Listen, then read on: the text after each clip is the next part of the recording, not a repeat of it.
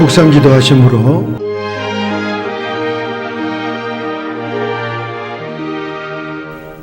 세 번째 주일 예배 하나님께 드리겠습니다.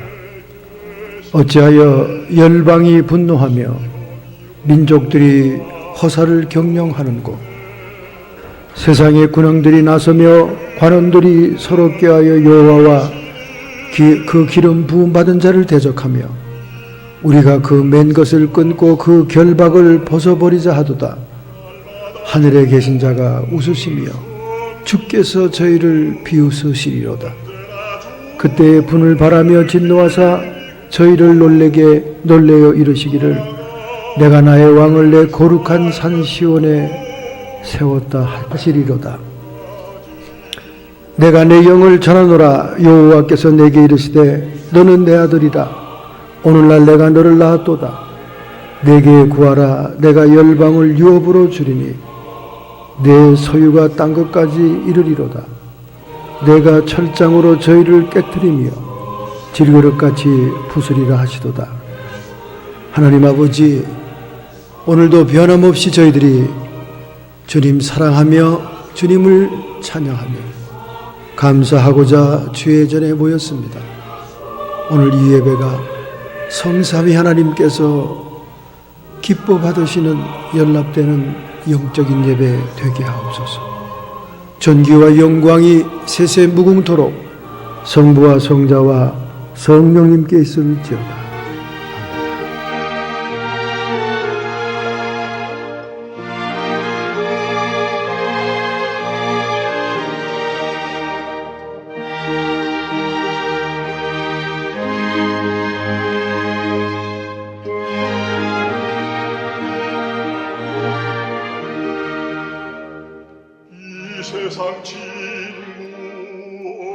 말라기 선지자가 사라진 후에 400년간 흐른 침묵, 불의와 혼란 속에 어두움이 왔다. 광풍에 밀려온 노한 파도처럼 하늘이 깨어지듯 소리치는 우레와 같이 요한의 외침이 천지를 흔들었다. 독사의 자식들아, 이 돌들로도 아브라함의 자손이 되게 하리라. 선지자 이사야가 예언한 대로 여호와의 말씀이 그에게 임한 까닭에 아무도 그 앞에 대항하는 자가 없었다. 요단 강변 구름대처럼 몰려온 무리들, 우리가 무엇을 하여야 하리까 물었다. 있는 자는 나눠줄 것이요 세리도 군병도 정직과 관용으로 의를 행하라. 온유와 겸손으로 자신을 대변하는 자, 나는 그리스도가 아니니라. 나보다 능력 많으신 이가 오시려니 참 선지자 메시아, 그는 성령과 불로 너희에게 세례를 주실 것이요 하나님이 보내신 사람 세례 요한, 말과 삶이 하나같이 온전하여 사람의 마음을 움직이는 힘이 있었다. 하나님, 세례 요한의 외침처럼 저희들은 나무에 도끼가 놓여있는 것을 깨닫게 해 주옵시고, 하나님의 진노의 날, 주의 날에 기쁨으로 주님을 맞이할 수 있는 저희들이 될 수 있도록, 오늘도 저희들은 우리의 허물과 실수와 잘못과 성격적인 장애와 남을 원망하고 불평하며 비판하고 판단했던 나의 모든 허물을 고백합니다. 오늘도 심령이 가난하며 마음이 청결하여 하나님의 나라를 볼 수 있고 하나님을 볼 수 있는 예배가 되게 하옵소서. 어린 양 예수의 보혈을 의지하여 참회의 기도를 드렸사옵나이다. 아멘.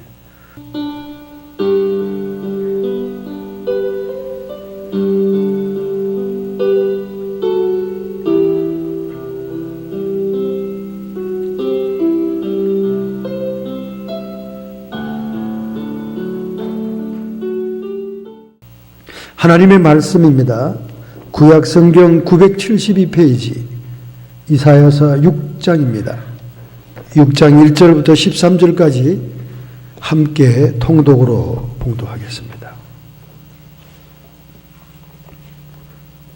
구약성경 972페이지입니다. 이사야서 6장 1절부터 13절. 삼중 환상의 의미와 결단이라는 제목으로 말씀의 은혜를 받기 전에 기록된 계시의 말씀 읽으실 때 하나님의 음성이 여러분의 영혼에 들려지기를 축원합니다. 우시야 왕의 죽던 해에 내가 본즉 주께서 높이 들린 보좌에 앉으셨는데 그 옷자락은 성전에 가득하였고 서랍들은 모셔 섰는데 각기 6날개가 있어 그 둘은 그 얼굴을 가리었고 그 둘은 그 발을 가리었고 그 둘로는 날며 서로 창하여 가로되 거룩하다 거룩하다 거룩하다 만군의 여호와여 그 영광이 온 땅에 충만하도다. 이같이 창호하는 자의 소리를 인하여 문지방의 터가 요동하며 집에 연기가 충만한지라. 그때 내가 말하되 화로다 나여 망하게 되었도다. 나는 입술이 부정한 사람이요 입술이 부정한 백성 중에 거하면서 만군의 여호와이신 왕을 배웠음이라. 때에 그 스랍 하나가 화저로 단에 취한 바 핀 숯을 손에 가지고 내게로 날라와서 그것을 내 입에 대며 가로되 보라 이것이 내 입에 닿았으니 내 악이 제하여졌고 내 죄가 사하여졌느니라 하더라. 내가 또 주의 목소리를 들은 적 이르시되 내가 누구를 보내며 누가 우리를 위하여 갈고 그때 내가 가로되 내가 여기 있나이다. 나를 보내소서. 여호와께서 가라사대 가서 이 백성에게 이르기를 너희가 듣기는 들어도 깨닫지 못할 것이요 보기는 보아도 알지 못하리라 하여 이 백성의 마음으로 둔하게 하며 기가 막히고 눈이 감기게 하라. 염려컨대 그들이 눈으로 보고 귀로 듣고 마음으로 깨닫고 다시 돌아와 고침을 받을까 하더라. 내가 가로되 주여 어느 때까지니까 대답하시되 성읍들은 황폐하며 거민이 없으며 가옥들에게는 사람이 없고 이 토지가 전폐하게 되며 사람들이 여호와께 멀리 옮기어서 이 땅 가운데 패한 곳이 많을 때까지니이다. 그 중에 10분의 1이 오히려 남아 있을지라도 이것도 삼키운 바 될 것이나 밤나무 상수리나무가 배임을 당하여도 그 그루터기는 남아 있는 것 같이 거룩한 씨가 이 땅의 그루터기니라. 아멘. 할렐루야.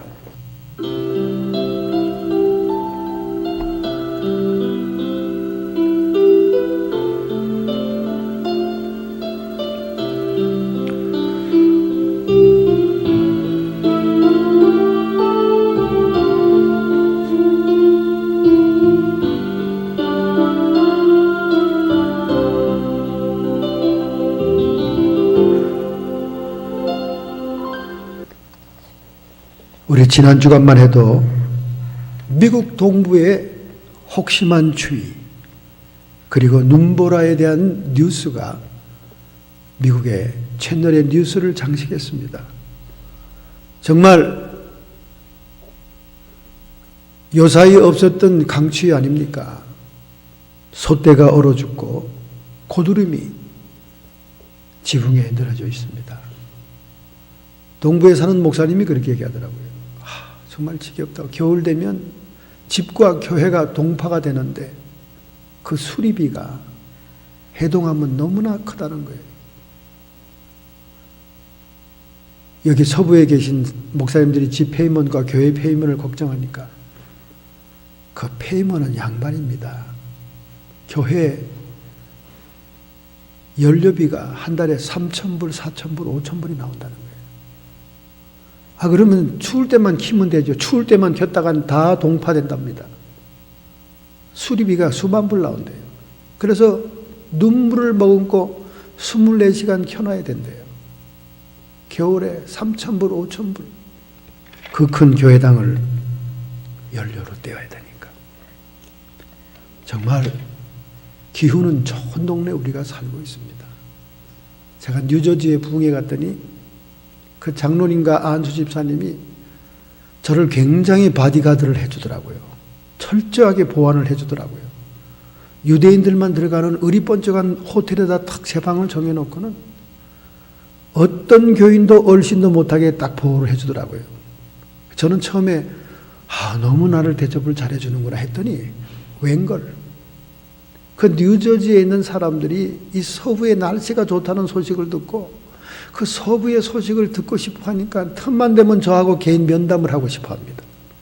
그걸 차단하기 위해서. 거기 있는 사람들 머릿수대로 먹고 사는 그런 부록가들이거든요. 그 속을 보니까 좀 씁쓸하더라고요. 제가 오늘 좀 날카로운 메시지를 증거할 겁니다. 동부에 혹한 눈바라 속에 기차가 달리고 있었어요. 그런데 그 승객 중에 아기를 아는 한 가정주부가 안절부절을 못하는 거예요. 밖에는 춥죠. 눈보라가 흐르죠. 아기는 가슴에 품어있죠. 이 모성 본능에 아기가 감기 들릴까봐 다칠까봐 걱정되는 거죠. 그리고 이 칠흑 같은 어두움 속에 눈보라 속에 자기가 내려야 될 시골역을 지나칠까봐 안달이 난 거예요. 그때 나서기를 좋아하는 한 사람이 벌떡 일어나더니 아줌마, 걱정하지 마. 내가 내릴 역이 되면 가르쳐 줄게요. 어디 내려요? 부르비리요? 알았습니다. 걱정하지 마세요. 얼마 있다가 역에 딱 서니까 이 총각이 오더니 아줌마 다음 역이에요. 다음 역 딱 서면 그때 딱 내리면 되는 거예요. 정신 차려요. 그러니까 이 애기가 가지고 있는 어머니가 정신을 차리고 딱 다음 역에 찍 차가 서니까 얼른 승강구로 나가서 문으로 해서 기차에서 내렸습니다. 그리고는 금방 기차가 가버리는 거예요. 시골역이라 승객이 적어서 떠나는구나. 그렇게 생각했습니다. 그런데 조금 있다가 여객 전무가 막 소리를 치면서 지나가는 거예요. 다음 역은 브리셀 지나가는 거예요. 에? 브리셀? 아니 그러면 그 여자분이 내리려고 그랬던 역 아니야. 아저씨 조금 전에 섰던 건 뭡니까? 기관 고장이 약간 있어서 손 좀 보려고 잠깐 섰다가 나사를 조이고 떠나는 겁니다. 예? 눈보라 빈들에 아기와 어머니가 내려진 거예요. 그 다음 신문에 허벌판 눈보라 속에 아기를 가슴에 품고 얼어 죽은 어머니의 시체를 발견했다는 신문 기사가 나와 있습니다. 여러분, 잘 알지도 못하면서 안내한다고 껍적거리면 억울한 생명만 죽는 겁니다. 여러분, 현대의 목회 현장에, 사역의 현장에 얼마나 가짜 종들이 많은지 몰라요. 여러분들은 겉보기로 판단 못합니다. 너무 그들은 이 장식이 잘 되어 있어요. 성자처럼 꾸며져 있습니다. 갤레리아 마켓에서 우리 교회에 나왔던 사람을 만났다는 겁니다. 그런데 그 옆에 다른 여자가 있더라는 거예요. 그래서 놀래가지고 눈치 보다가 하이 인사를 했다는 겁니다. 그리고는 우리한테 소식을 물어보는 거예요. 어떻게 된 거냐고. 그렇게 됐다고 얘기했습니다. 그러면 그 가정이 얼마나 아팠을까? 그 인간이 얼마나 죄를 범해서 회개해야 될 영혼인가? 이런 영혼에 대한 안타까움은 없고 대뜸 물어보는 말이 그 사람 돈 있니? 이렇게 물어보더라고요. 그래, 돈 있으면 우리 교회에서 나간 신자니가 잘 꼬셔가지고 네 인생의 목표를 이루고 싶어? 돈 있으면. 왜 사역자들이 돈에 관심이 많냐 그 말이야. 영혼엔 관심이 없고 그 영혼이 죄범한 영혼이니 얼마나 안타깝냐. 기도라도 한 번 더 해줘야 되겠구나. 이런 말이 입에서 무의식적으로 나와야지. 무의식적으로 나온 말이 돈 있냐? 아니, 성도가 돈 있고 없고가 무슨 상관입니까, 여러분? 오늘 현대 사역자들의 실상이에요. 사역자들의 주머니에 있는 돈은 자기 돈, 성도들의 돈은 하나님의 돈. 얼마나 많은 사역자들이 뒤로 부동산 챙겨놓고 얼마나 많은 돈을 챙겨놓고 사람들에게만 종말 타령하면서 돈 내라고 얘기합니까? 이런 사람일수록 너무 외모가 단정하고 너무나 홀리하기 때문에 사람들이 다 속아 넘어가요. 여러분 성도들은 영분별의 은사를 받아야 됩니다. 이 시대가 이렇게 험한 데입니다. 잘못 안내를 받으면 눈보라 속에 내려서 그 소중한 아기의 생명과 함께 눈보라 들판에 죽은 시체로 변하는 거예요. 정말 잘 만나야 돼요. 이 시대의 사역자들을 잘 만나야 됩니다. 여러분이 손해보는 거예요. 도둑질하고 죽이고 멸망하는 영들을 뒤집어쓰고 하나님의 일을 하겠다는 사람들이 얼마나 많은지 몰라요. 자기가 지나온 목회지의 부자들하고만 연락하면서 계속 지금까지 명품 선물을 받아놓고 있습니다. 목사님, 그건 목사 윤리상 옳은 게 아닌데요. 지금 그 교회는 다른 목회자가 담임하고 있을 텐데 왜 그 부자 신자들하고 연락하면서 명품을 매 선물 받고 있습니까? 그걸 자랑이라고 자랑하고 있습니다. 그건 자랑이 아니에요. 목회 윤리에 어긋나죠? 그러면 그것도 능력이야 이렇게 얘기합니다. 네가 능력이 없는 거다 그 말이에요. 정말 한심하지요. 이와 같은 사역자들에 비해서 오늘 여러분에게 소개하는 이사야는 아모스라고 하는 왕족 출신의 선지자입니다. 그는 세상적으로 얘기하면 얼마든지 호화로운 생활을 할 수 있는 사람이에요. 그러나 하나님의 사명을 감당하는 동안 그는 베옷을 입고 일생을 지납니다. 여러분 베옷이 뭔지 아시죠? 초상남은 입는 옷입니다. 여러분 그 베옷 입고 살기가 편한 옷이 아니에요. 얼마나 거꾸롭고 불편한 옷입니다. 그러나 심판이 예정된 이 백성들이 하나님께로 돌아오는 회개의 역사가 있어야 되겠기에 자기의 모습 그대로가 회개의 복장을 하고 평생을 살았던 거예요. 이런 사역자들이 매일 아침에 눈만 뜨면 우리 성경에서 튀어나오는데 어떻게 이렇게 맨날 부자 타령합니까? 여러분 부자 타령이에요. 아니 성도들이 양들이 부자인 게 왜 그렇게 관심이 가는 겁니까? 세상에서 자기의 이름과 자기의 사치와 자기의 명예와 자기의 욕심을 이루고자 하는 자들에게는 물질이 과다하게 필요하겠지요. 그러나 오늘 이 이사야처럼 하나님의 소명을 받아 영혼들에게 나가는 자들은 그들이 무엇을 가지고 있느냐가 중요하지 않아요. 세상에 높은 직책을 가지고 있는지, 그가 남들이 감히 넘볼 수 없는 명품 옷을 입고 있는지, 그가 얼마나 많은 물질이 있는지 관심이 있는 게 아닙니다. 왕이든 방백이든 귀족이든 하나님 앞에 돌아온 회개된 심령인지 그 영혼에 관심이 있어야 되는 거예요. 자기의 관심사가 무의식 중에 나오는 겁니다. 그걸 지적하면 또 멋진 명부를 갖다 댑니다. 멋진 명부를 갖다 댑니다. 제발 좀 하나님을 위해서 사역하세요. 하나님을 위해서. 예수님의 제자 만들랬더니 전부 다 자기 꼬북 만들어 놓고 평생 거기서 빼먹네. 평생 거기서 빼먹어. 평생 빼먹어. 평생 빼먹어. 평생 빼먹어. 저 타주에 있는 목사가 여기 집을 사길래 웬 집을 사십니까? 그랬더니 지금 현재 사택도 있을 텐데 우리 아들 친구 아버지가 우리 아들이 너무 착하고 성실하다고 그래서 집을 사줬네. 뭔 말이 되는 얘기를 해야지. 뭔 말이. 여러분 미국에서 친구 아버지가 아들 친구 집 사주는 거 봤습니까 여러분? 뭘 명분을 갖다 대도 비슷하게 갖다 꼭 자기 IQ 수준으로 얘기하는 거예요. 자기 IQ 수준. 자기가 여윳돈이 있고 꿍친돈이 있어서 부동산을 사면 사는 거지. 그걸 뭘 그렇게 자기 아들 아버지가 부자인데 부자일수록 애들을 내팽개쳐요. 독립하라고. 18세만 되면 내보내요. 킥아웃. 지가 혼자 일어나라고. 무슨 부자 아버지가 아들 친구의 집까지 사줘. 그것도 20대도 안 된 아들 무슨 집이 필요해. 결혼도 안 했는데. 뭐 말이 돼야지. 진실치 않고 거짓말까지 해야 됩니다. 자기의 목적과 자기의 꿈을 이루기 위해서 얼마나 거짓말들을 해야 되는지. 제발 요한계시록 마지막 장을 좀 읽으세요. 거짓말하는 자가 첫 번째 지옥 들어가는 조건입니다. 여러분 오늘 우리는 이사야 선지자를 소개받아야 됩니다. 이분은 어떤 분입니까?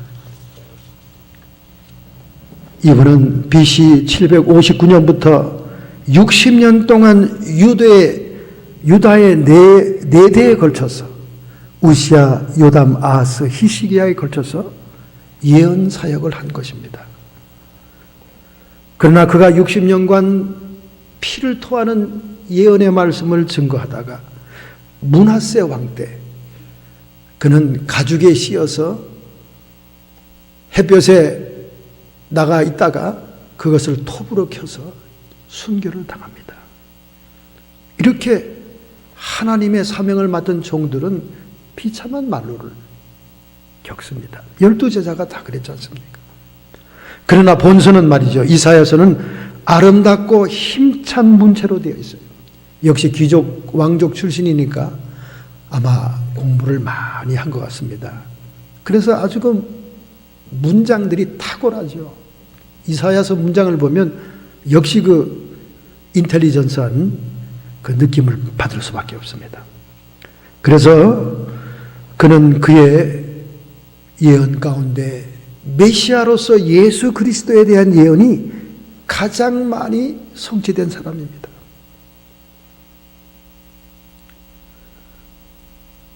그의 선지자의 사명과 예언 사역이 하나님으로부터 왔다는 사실이 오늘 6장에서 발견되는 겁니다.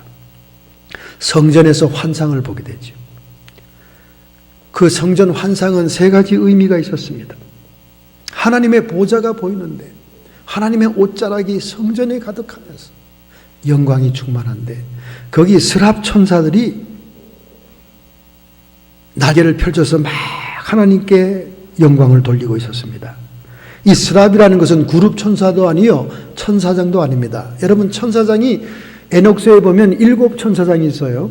우리 성경에 나타난 천사장은 미가엘, 가브리엘 뭐 이 정도 이렇게 나타나죠. 그런데 7명의 우리엘을 비롯해서 라파엘을 비롯해서 총 7명의 천사장이 있어요. 우리 천사론을 할 때 배웁시다.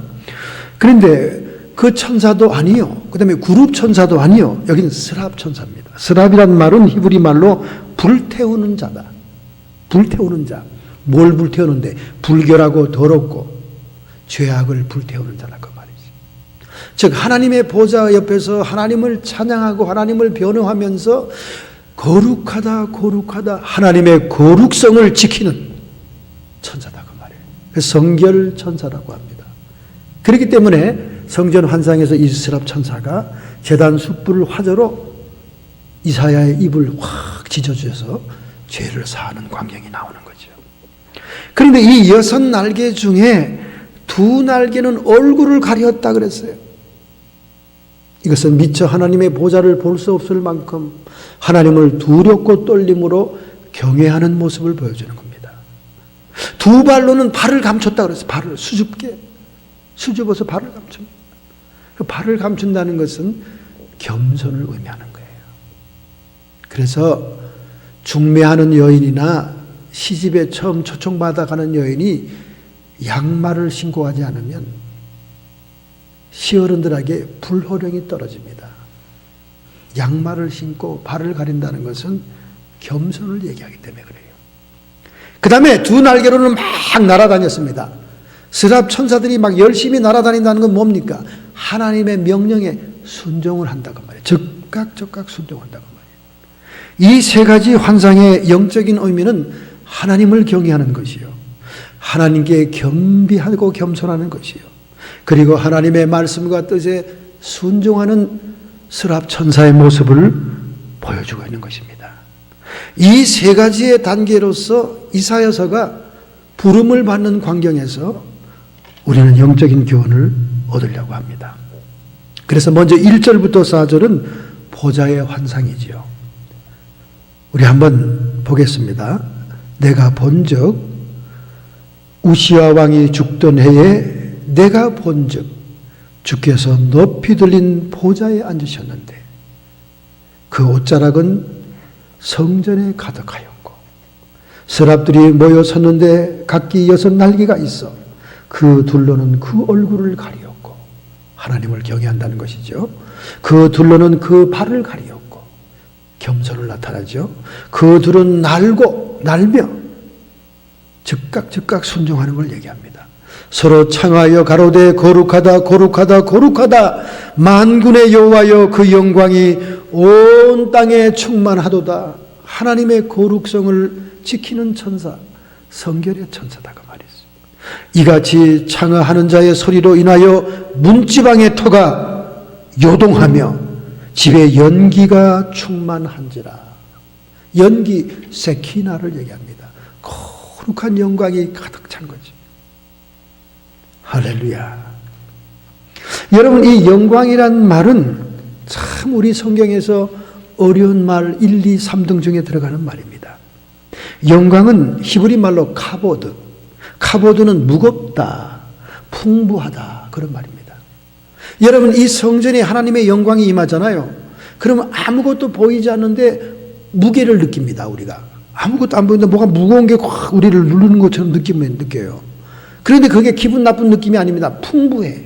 뭔가 모든 것이 풍요하고 포근한 느낌이 납니다. 장소에 공간적으로 하나님의 영광이 임하는 체험을 여러분 해야 됩니다. 저는 여러 번 했습니다. 여러 번 했어요. 그래서 제가 이 영광을 설명을 잘할 수가 있어요. 뭔가 보이진 않는데 뭐가 확 무게를 느끼면서 그 안에 솜틀처럼 포근하고 풍요하고 아무런 시름과 걱정이 없어지는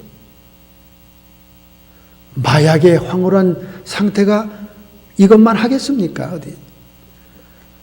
이 영광이 성전에 가득하면서 가시적으로는 안개와 같이 운무가 연기가 자욱합니다. 이 세키나라고 그래요. 세키나. 때로 교회에서 부흥회 할 때 말이죠. 강대상에서부터 영광이 임하기 시작하면요, 운무가 일어나고 향취, 장미도 없고 꽃꽂이 아무도 한 것도 없어요. 새벽 기도니까. 그런데 그 향취가 확 퍼져나가기 시작합니다. 이 근처에는 뭐 로션 바른 사람도 없고 향수 뿌린 사람도 없어요. 저는 향수를 뿌리지 않으니까 그냥 냄새가 확 영광이 임합니다. 하나님 아버지, 여러 교회를 다니면서 부흥회 하는데 왜 이렇게 적고 초라한 교회에 이런 영광이 임합니까? 제가 질문을 했습니다. 왜냐하면 가는 곳마다 그런 영광이 임하면 얼마나 목회하기가 쉽습니까? 설교하기도 쉽고 성령의 역사도 쉽고 얼마나 쉽겠어요. 그 영광이 앞에서부터 확 나가면요, 막 넘어집니다. 막 넘어지고 막 귀신이 떠나가고 방언이 터지고 막 이상한 역사들이 일어나고 저절로 막 병들이 낫고 말이죠. 얼마나 부흥회가 쉬운지 몰라요. 저는 여기 서 있고 말씀만 증거하면 되는 거예요. 왜 그렇습니까? 이 교회는 오직 주님만을 위해서 사람 보지 않고 희생의 눈물이 있다. 할렐루야. 그 제단에 남들이 알아주든 말든 남들이 욕하든 말든 눈물겹게 오직 주님만을 사랑해서 희생하는 성도들이 있을 때 하나님의 영광이 확 화답으로 임하더라고요. 건물은 화려하고 모든 것이 최고급으로 장식이 되어 있고 소위 타락한 목사들이 좋아하는 부자들이 줄지어 있는 교회에 절대 영광이 임하지 않아요, 여러분. 자기가 드러나 있고 자기가 제일 잘났고 하나님의 이름, 주의 이름을 영광 돌리기보다는 자기의 자랑이 바쁜 교회에 무슨 하나님의 영광이 임하겠어요. 요한복음 11장에 헬라의 두 청년이 아데네로 주님을 철학자 소개하기 위해서 데려가려고 그러잖아요. 필립이 소개하지 않습니까? 그때 예수님이 동문서답합니다. 하늘의 미랄이 땅에 떨어져 썩지 않으면 그대로 있고 썩으면 많은 열매를 얻느니라. 내가 영광을 얻을 때가 되었도다. 할렐루야. 예수님이 영광이란 말을 쓸 때 썩어지는 미랄을 얘기한 것입니다. 십자가의 흔적과 희생이 있는 제단에 공간적으로 하나님의 영광이 쫙 임합니다. 할렐루야. 우시야 왕이 죽던 때에, 여러분, 우시야 왕은 정말 위대한 왕이었어요. 유다의 11대 왕으로 52년 동안 통치했습니다. 통치 기간도 길어요. 그는 영토를 확장했습니다. 영토를 확장하고 하니까 국력이 강화되었습니다. 그러자 하나님이 그에게 주었던 모든 번영과 축복이 도리어 말년에 그에게 교만이 되고 말았어요. 교만하다 보니까 다윗을 좀 흉내내고 싶었거든요. 다윗을. 그래서 다윗은 제사장직까지 있는 왕권이었잖아요. 그러니까 다윗은 막 다윗의 그 종교적인 그 직책까지 부러우니까 제사장만이 분향할 수 있는 그 분향을 한다고 우기다가 제사장들이 막 끌어내려고 하니까 그래도 안 나가려고 하니까 그 이마에 문둥병 꽃이 피었어. 그는 문둥병에 걸려 죽는 하나님의 심판을 받습니다. 그러니 국민들의 충격이 얼마나 컸겠어요. 더군다나 이 자세한 사건을 알고 있는 왕족으로서의 이사야는 얼마나 더 절망적이고 혼란을 느꼈겠습니까?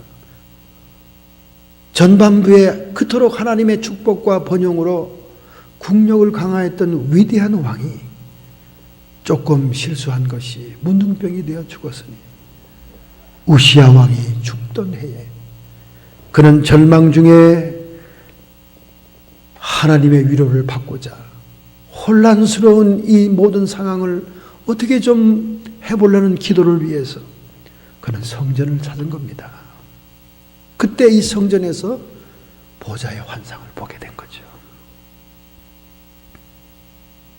그 보좌의 환상의 첫 번째 의미가 뭡니까? 높은 곳에 보좌가 있는데 그의 옷자락이 온 성전에 가득했더라.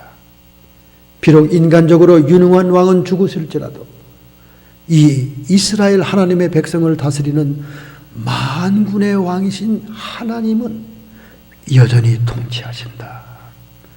할렐루야. 그것을 보여주고 있는 거예요. 그것을 보여주고 있는 겁니다.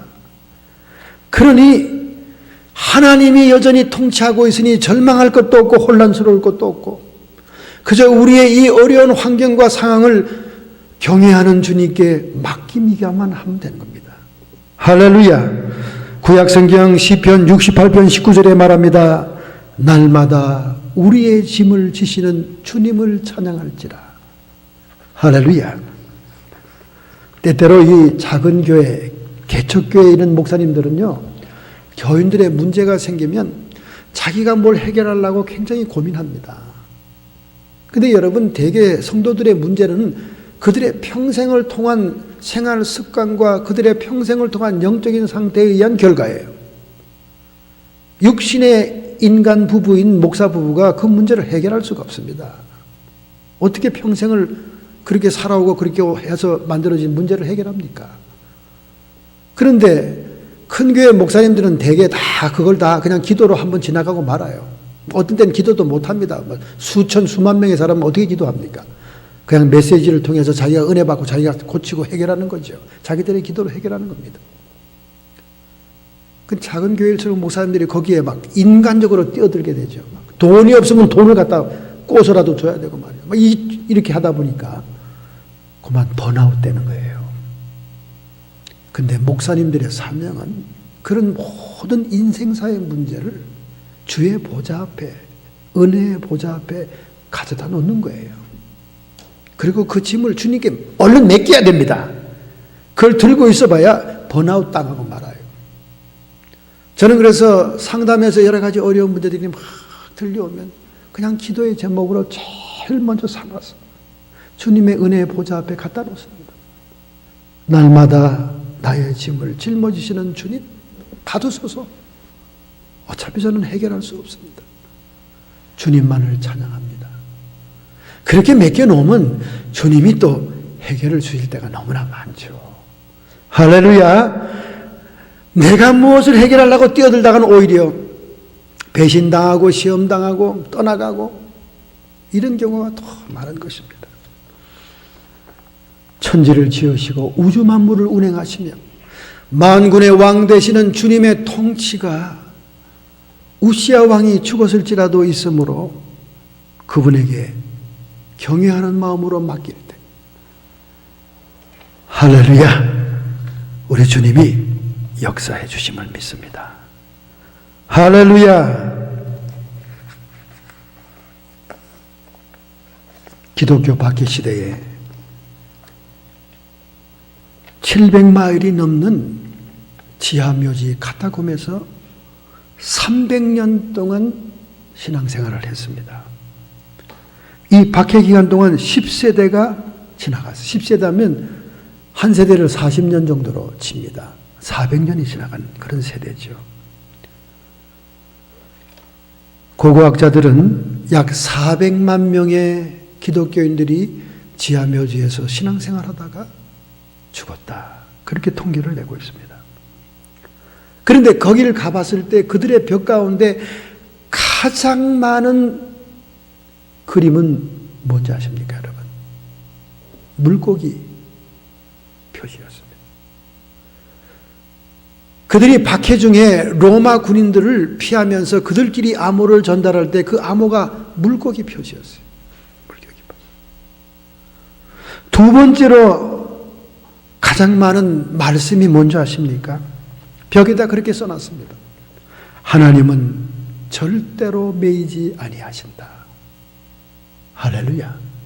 비록 우리는 박해를 피해서 지하 묘지를 숨고 다니고 숨을 죽이고 성찬을 떡을 떼며 숨을 죽이며 예배를 보고 있지만 우리가 경외하고 우리가 섬기는 하나님은 결단코 매이지 않는다. 그 말이 표어처럼 무덤의 벽에 구석구석에 써여져 있는 거예요. 비록 우리는 핍박을 받고 비록 우리는 체포를 당해 짐승 앞에가 뜯어먹히지만은 우리가 경외하는 하나님 결단코 매이지 않으신다. 할렐루야. 그들의 표 같은 외침이 결국 로마를 기독교 국가로 점령하고 마는 것입니다. 우리가 하나님을 경외한다면 하나님께 잘 맡길 줄 알아야 됩니다. 할렐루야. 이제 이사야도 하나님께 맡기게 되었어요. 아니 그렇게 영광스럽고 위대한 하나님의 보좌를 봤는데 무슨 우시아 왕 그 유능한 그 위대한 왕이 죽었다고 혼란스럽고 절망을 빠질 필요가 있겠냐고 말입니다. 하나님을 경외하는 마음으로 맡길 때 오히려 역사가 일어납니다. 할렐루야. 미국의 펜실바니아주가 있습니다. 거기에는 유펜이라고 하는 대학이 명문대학의 하나죠. 우리 한국 젊은이들이 많이 가는 대학입니다. 여러분, 이 펜실베니아라는 그 주의 이름은 윌리엄 펜이라는 사람의 이름에서 따온 거예요. 윌리엄 펜. 이 윌리엄 펜은 미국의 역사에 있어서 평화 조약을 최초로 맺은 사람 중에 하나입니다. 정말 원주민들과의 전쟁은 피마른 전쟁이었어요. 이민자들이 거의 기독교인인데 기독교인들은 비폭력 무저항주의적인 사랑의 성도들인데 총칼을 들고 인디안과 피나는 싸움을 하기를 싫어했던 것입니다. 그래서 이 윌리엄 펜은 통역을 세워서 인디안 여러 부족의 추장들과 함께 식사 자리를 마련했습니다. 그리고 그는 잠깐 기도를 하고 난 다음 친구들이여 우리는 훌륭한 믿음이라는 넓은 길에서 서로 만났습니다. 우리는 다 하나님의 한 형제요 핏줄입니다. 우리는 누구의 편이 더 유리하도록 그렇게 상황을 만들지 않겠습니다. 그리고 분쟁이 일어난다 할지라도 우리는 서로 모여 회의함으로써 평화롭게 해결하기를 제안합니다. 비록 우리는 조약을 위해서 무슨 피를 흘리거나 문서를 쓰거나 무슨 증거를 남기지는 않겠지만 우리를 만드신 하나님을 중보자로 세워서 하나님의 마음을 우리가 받아들여서 우리는 부족 간의 평화를 이룹시다. 할렐루야. 인디안들이 그걸 고개를 끄덕끄덕 했다는 거예요.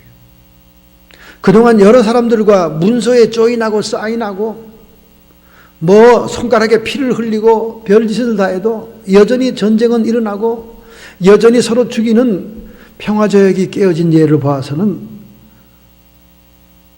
어그리가 되지 않지만 하나님, 인디안들도 뭔가 모르지만 다른 하나님을 믿고 있었거든요. 종교심이 있는 인디안들이 아닙니까? 하나님이 우리의 중보자가 되어서 우리의 마음속에 평화의 조약을 새기자. 할렐루야. 이게 맥혔다는 겁니다, 여러분. 이게 맥혔어요. 그래서 이 퀘이크 교도들과 지금까지도 인디안들은 피스를 유지하고 있습니다.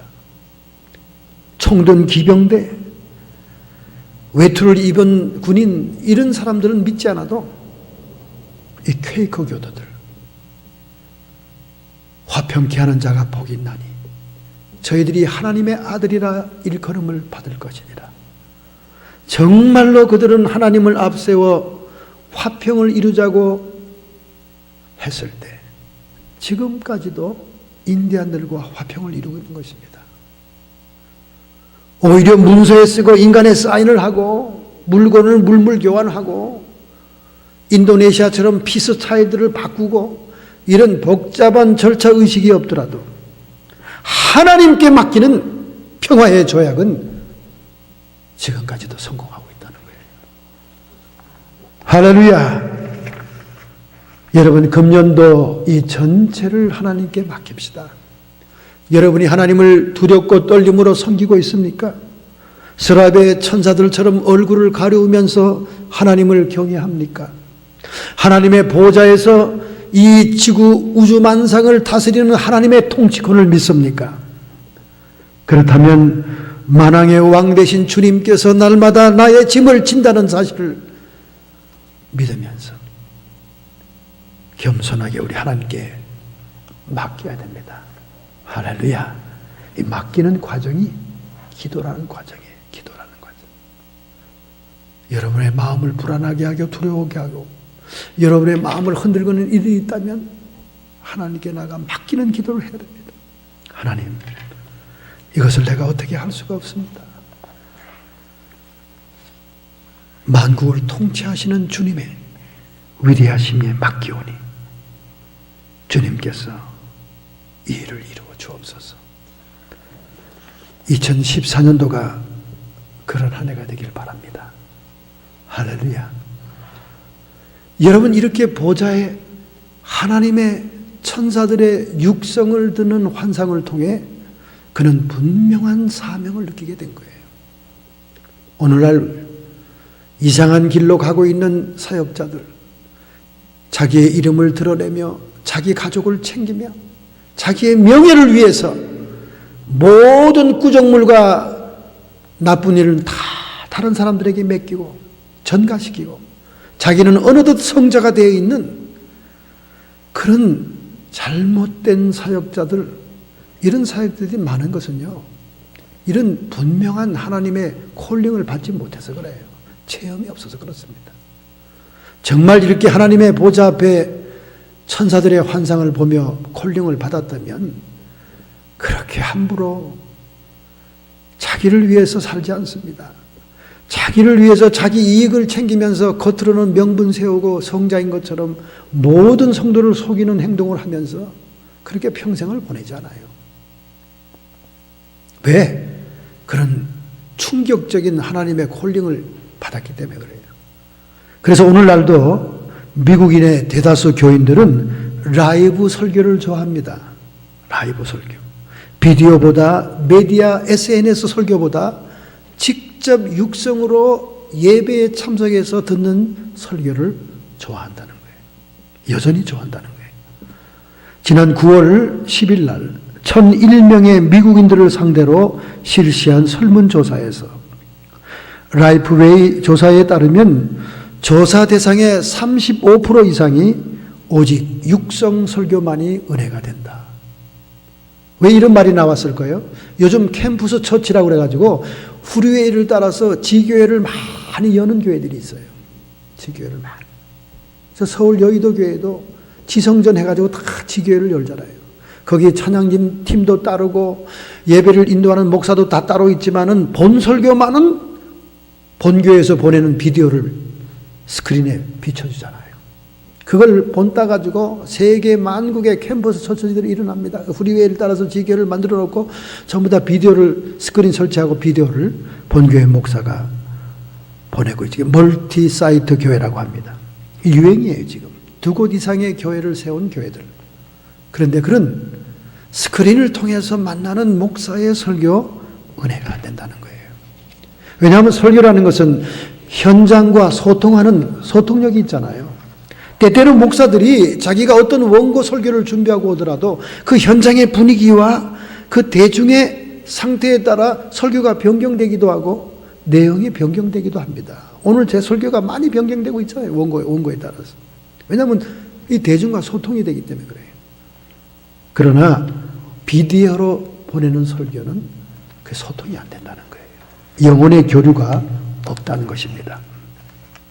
그래서 켄 랭글리라고 하는 복음주의 설교학계의 회장인 트리니티 복음신학대학원의 설교학 교수는 말하기를 설교는 교회 예배의 일부이기 때문에 회중과 공존하지 않는 설교는 온전한 예배의 설교가 아니다.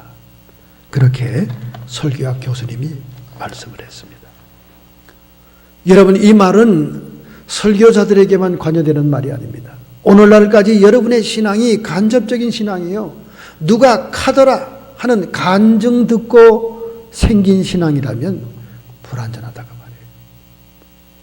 여러분이 금년도에 하나님을 경외함으로 하나님께 내 모든 상황과 나의 삶을 맡김으로 하나님께 나와 기도하다가 주님과 나의 직접적인 체험이 있어야 된다는 거예요. 할렐루야.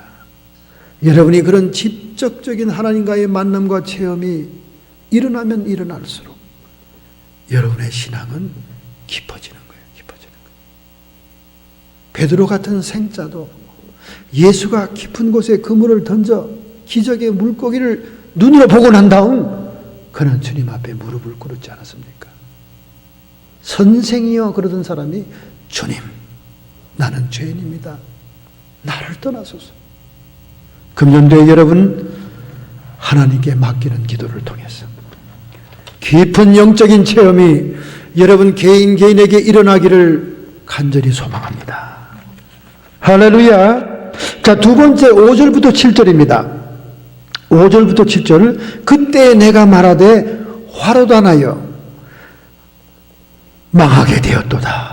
나는 입술이 부정한 사람이요 입술이 부정한 백성 중에 거하면서 만군의 여호와이신 왕을 배웠습니다. 여러분, 이사야가 성전에 들어갈 때만 해도 위로받으러 들어가려고 했습니다. 위로받으러. 우시야 왕이 죽었으니 이제 이 나라가 얼마나 혼란에 빠지겠냐. 이제 무질서하고 이 큰일 났다.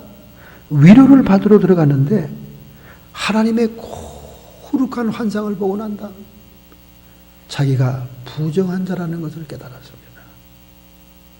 특별히 내 입술이 부정하다 하는 이런 말의 표현은 자신이 문둥병 걸린 것과 같다 그런 말입니다. 여러분, 이 히브리의 관용어법을 잘 알아야 돼요. 레위기서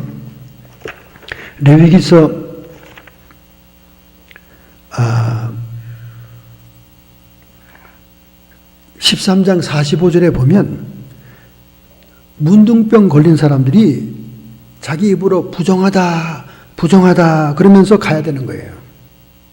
그래서 내 입술이 부정하다 그 말은 나도 문둥병 걸린 사람과 같다 그 말입니다. 즉 이 말은 무슨 말입니까? 우시야 왕이 교만해서 하나님의 징계를 받아 그 이마에 문둥병 꽃이 피어서 문둥병 걸려 죽은 것처럼 나도 우시야와 다를 게 없다 그 말입니다. 나도 우시야와 같은 교만한 존재다 그 말입니다. 입술이 부정한 백성 중에 거한다. 이 백성들도 다 우시야 왕 같은 존재다 그 말입니다.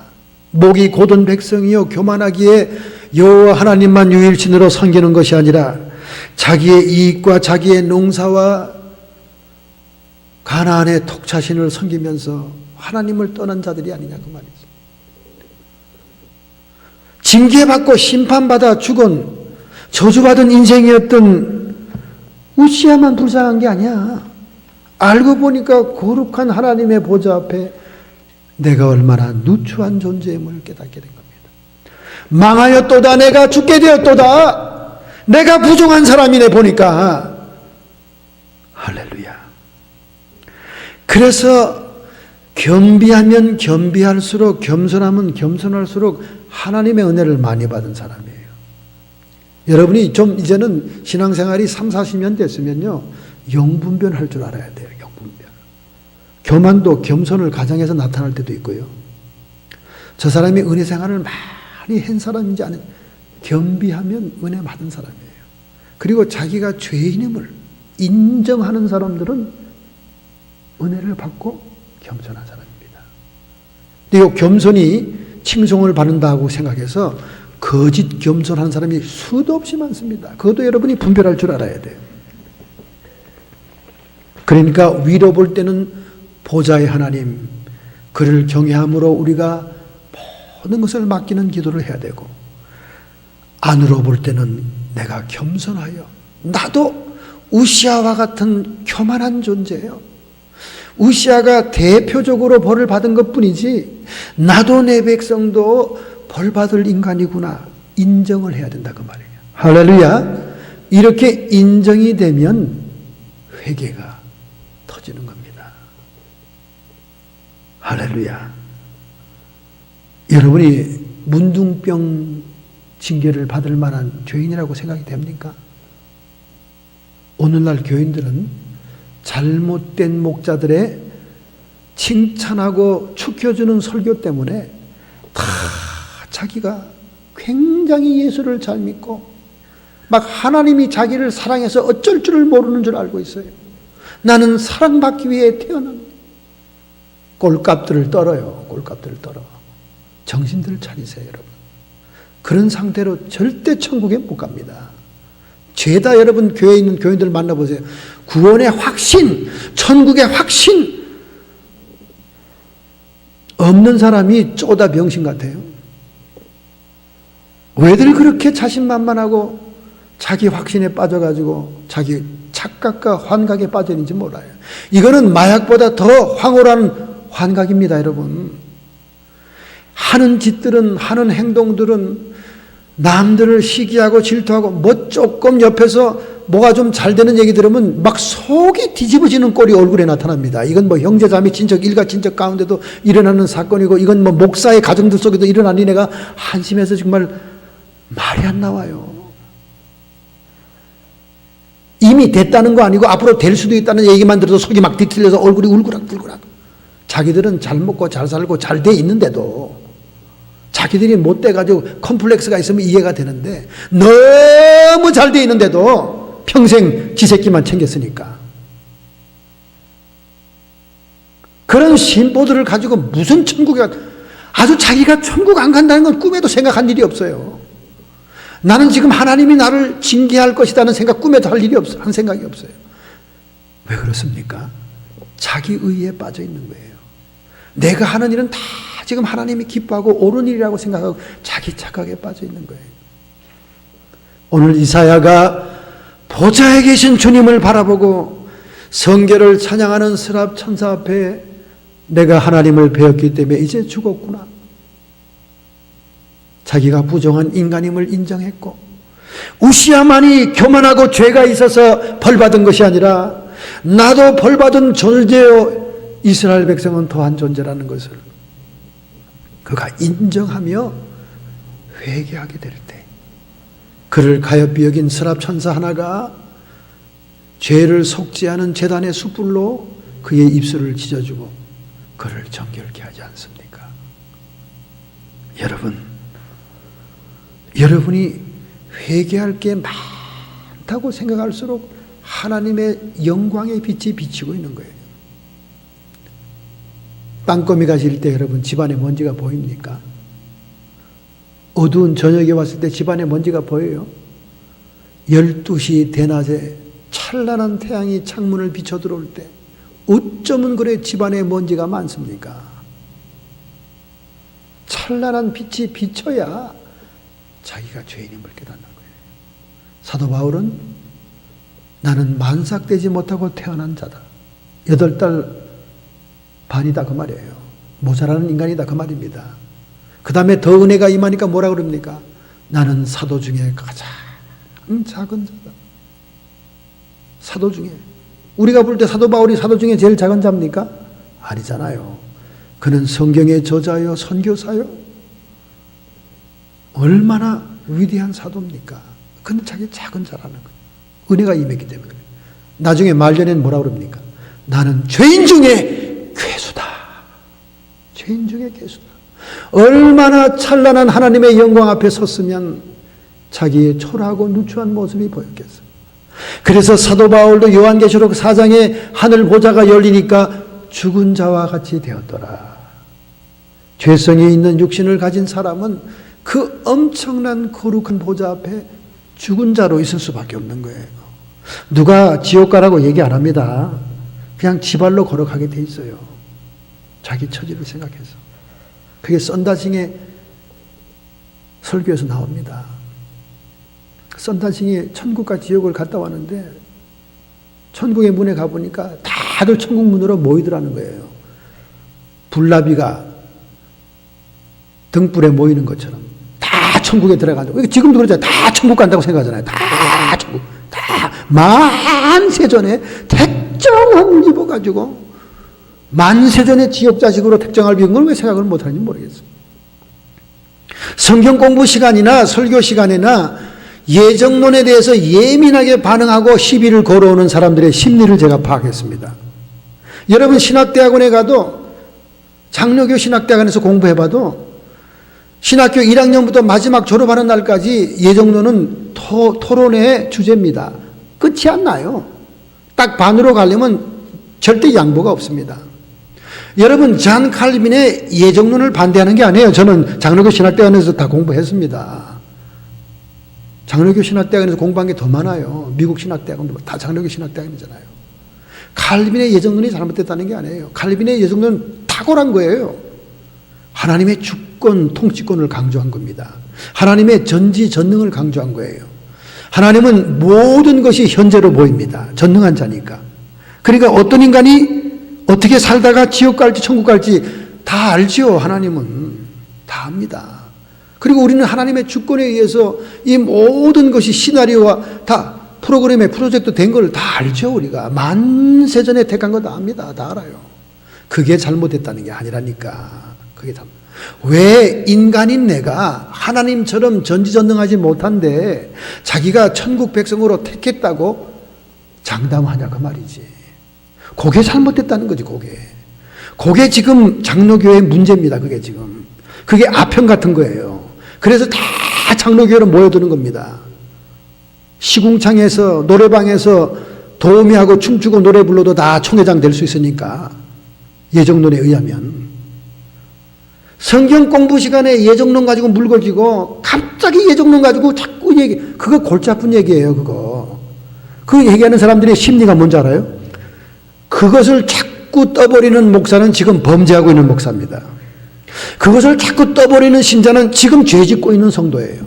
왜냐하면 내가 비록 지금 죄짓고 있어도 그 양심의 가책 죄책함, 나는 아직도 하나님의 사랑, 하나님의 자녀.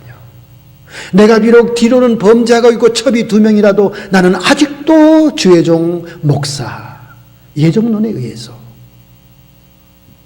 자, 그래서 성경 공부 시간이나 설교 시간 마치고 난 다음에 자꾸 예정론 가지고 지금 유명한 김동호 목사도 자기는 장로교 목사지만은 예정론 절대 반대다. 이렇게 페이스북에 공개적으로 얘기하고 있잖아요. 저는 예정론 반대 아닙니다. 예정론 맞는 얘기예요. 성경에 딱 기록이 나와요. 그건 하나님의 주권이니까. 그러나 전지전능하지 않은 인간의 편에서 자기가 만세전에 천국 자식이라고 장담하는 건 틀렸다 그 말이에요. 예수 그리스도 안에서 예정됐다는 건 맞는 말입니다. 지금 한국판으로 번역된 기독교 강조는요, 17세기의 칼비니스트 극단주의자들의 견해가 거기 들어가서 제대로 된 번역이 아닙니다. 독일어 원문이나 영어 원문을 봐야 돼요. 그러면 칼빈의 예정론은 예수 그리스도 안에서 택정함을 입었다. 그 뜻입니다, 여러분. 그러면 하나도 웨슬리안이나 다른 교파와 갈등 생길 이유가 없는 거예요. 지금 죄짓고 있는 성도나 지금 죄짓고 있는 목사들은 예정론을 피 터지게 주장합니다. 왜? 나는 지금 비록 구정물에 방탕하고 있어도 한 번 하나님을 내가 주의 종으로 택했으니 나는 주의 종이다. 나는 주의 자녀다. 그걸 주장하고 싶은 거예요. 자기에게 일어나고 있는 죄책감을 합리화하고 싶은 겁니다. 여러분 주변에 그런 분이 있으면 뒷조사 한번 해보세요. 틀림없이 구립니다. 그런 델리케이트한 교리는 들고 나오는 게 아닙니다, 여러분. 동전의 양면이니까. 동전의 양면이니까. 오늘 제가 얘기하는 문제의 핵심은 여러분은 만세전의 천국 백성으로 택정함을 입었다는 착각에서 벗어나라고 말이에요. 오늘 여러분에게 십자가의 피의 흔적이 있습니까? 여러분이 한번 예수님을 입으로 영접했다는 말이 그렇게 대단합니까? 여러분이 한번 입으로 뱉으면 평생 지키는 사람들이에요? 그렇게 여러분의 말이 무게가 있어요? 그렇게 여러분이 그렇게 신뢰가 있습니까? 이익이 되고 자기에게 도움이 되면 수없이 배신하고 말을 바꿔가며 살아와 놓고는 뭘 그렇게 예수님 영접한 게 평생 효과가 있습니까? 한 번 사형리 듣고 청년 때 사춘기 때 영접한 게 평생 효과가 있어요, 그렇게? 그렇게 여러분들이 말 한마디가 천금 같은 사람들이에요? 그 말 가지고 온갖 사람들을 상처 입히고 그 말 가지고 온갖 사람들을 거짓말로 사기친 인간들이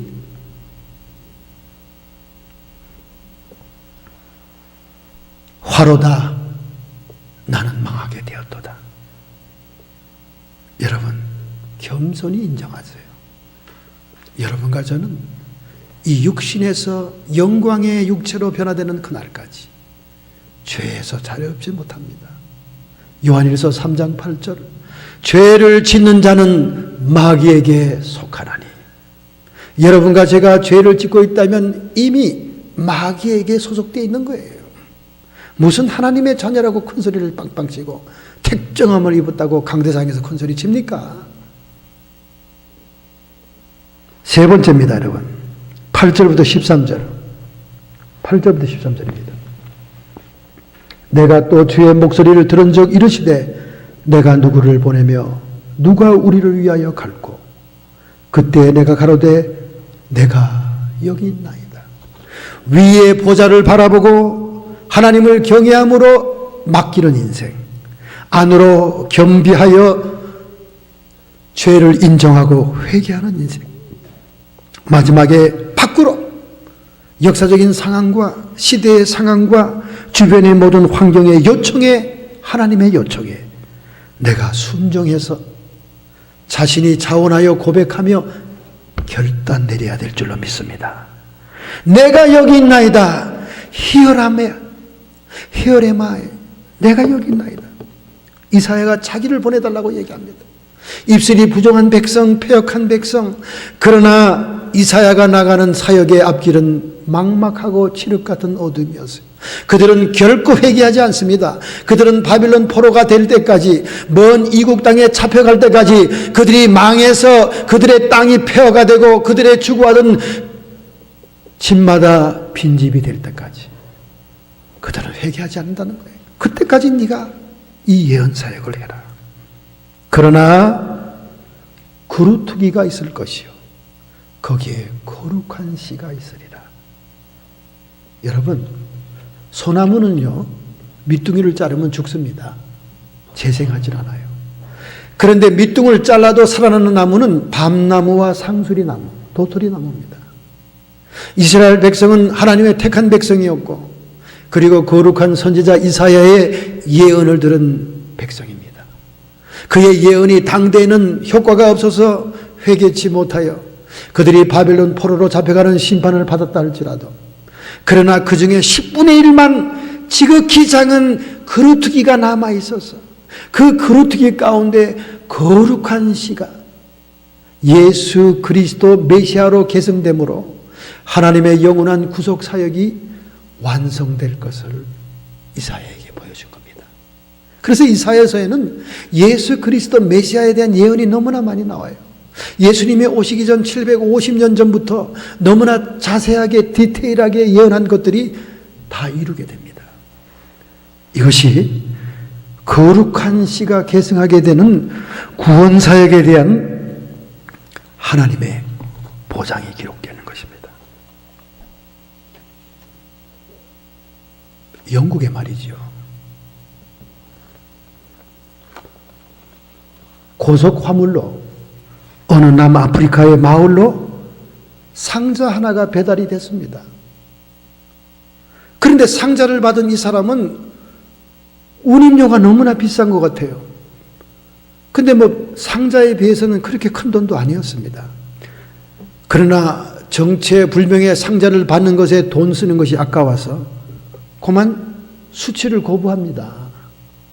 그러니까 영국에서 남아프리카로 온 이 상자가 그만 화물 창고에 14년 동안 보관되는 거예요. 본인이 안 받는다니까, 본인이 돈 내기 싫다니까. 그래서 그 후에 이 상자는 발판으로 쓰입니다. 발판으로. 짐 막 올릴 때, 차에 막 심어올 때 인부들이 발판으로 씁니다. 그러다가 수취인이 죽었다는 소식을 화물회사에 듣게 됩니다. 수취인이 살아있는 동안에는 그가 거부해도 그 물건을 어떻게 할 수가 없는 거죠.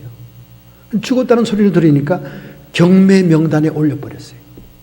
찾아가지 않은 물건들 많잖아요. 세탁소 하는 분들 6개월 이상 되면 안 찾아간 옷 가지고 또 얼마나 인심들 씁니까? 그죠? 목사님 양복 필요하세요? 이렇게 물어보는 사람도 있어요. 안 찾아가면 소용이 없는 거죠.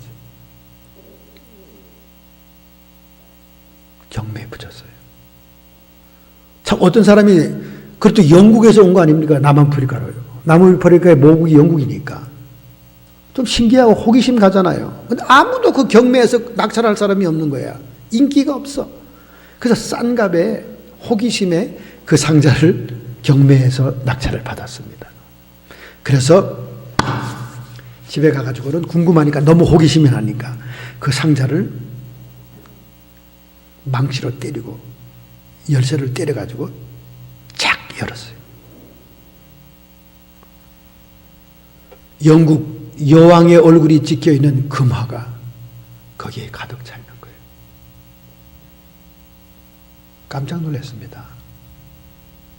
영국에 있는 숙모님이 죽을 때 아무런 피부치가 없으니까 먼 소식을 듣고 남아프리카에 있는 자기 살아있는 유일한 생질에게 유산을 남기고 죽은 거예요. 근데 이 조카는 그것도 모르고 그 얼마 안 되는 운임을 안 내겠다고 그 상자를 거부한 겁니다. 호기심에 싼 값으로 그 상자를 받은 사람은 너무나 기가 막혔던 거예요. 오늘 여러분에게 당도한 사명의 상자, 오늘 여러분에게 요청하시는 하나님의 요청이 얼마나 귀한 것인데, 얼마나 하늘나라의 면류관과 보상이 기다리는 것인데, 오늘 많은 사람들이 유보하고 포기하고 사양하는 분들이 많지 않습니까? 그러나 이사야는 나를 보내소서. 오늘 이 자원하는 심정이 금년도에 여러분의 있기를 축원합니다. 할렐루야. 결단하고 결심하는 마음으로 여러분의 가슴에 손을 얹읍시다. 우리는 이 하나님 나라의 직분과 사명이 소중하다는 것을, 그 가치를 깨달아야 됩니다. 하나님, 영광의 보좌에서 우렁차게 우리에게 명령하시는 그 사명을 이 땅에서 감당하게 해 주옵소서. 세상의 관점과 세상의 가치관으로는 하잘것 없어 보이고 무시하고 멸시할 수밖에 없는 것 같이 보이고, 그러나 존귀한 하나님의 나라의 소중한 직분임을 저희들이 알고 금년도에는 이 사명 감당하고자 결단합니다. 결심하는 손을 내 가슴에 얹었습니다. 내 환부에 손을 얹었습니다. 전능하신 주님, 감당할 능력을 주시옵소서. 하나님의 승리를 쏟아부어 주시옵소서. 하나님의 권세를 넣어 주시옵소서. 성도의 육체와 정신의 역사는 모든 질병들아 예수님의 이름 권세로 쫓김 받을지어다. 폐인과 함께 떠나갈지어다. 치료의 역사가 임하소서. 우리의 마음 오직 땅의 것, 오직 이 세상 것에 집착하는 우리의 심정 때문에 우리에게 다가온 혼란과 두려움과 초조와 불안들은 성령 안에서 평강과 기쁨으로 변하게 해주시옵시고, 악한 마귀 사탄 귀신의 세력들 더 이상 우리에게 세상 유혹으로 쏙삭거리지 말며 회방하지 말며, 금년도에는 우리의 주변에서 멀찍이 쫓김을 받으라. 예수님의 이름 권세로 명하노라. 주 예수님의 이름이 승리하셨습니다. 오직 주님께서만 영광 받으시는 한 해가 되게 해 주옵소서. 예수님의 이름으로 감사하며 축복하며 기도하옵나이다. 아멘. 할렐루야.